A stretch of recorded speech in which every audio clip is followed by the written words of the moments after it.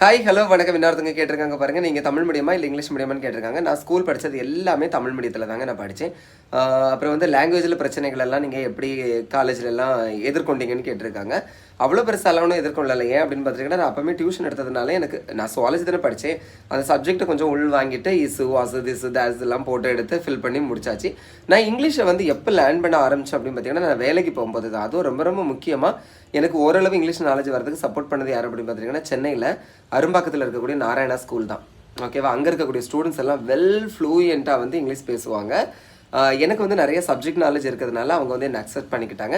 நான் அவங்களுக்கு சப்ஜெக்ட் கொடுத்தேன். அவங்க எனக்கு கொஞ்சம் லாங்குவேஜை கற்றுக் கொடுத்தாங்க. அதில் ரொம்ப ரொம்ப முக்கியமாக வந்து ஸ்வேதாங்கிற ஸ்டூடெண்ட்டை சொல்லியே ஆகணும்.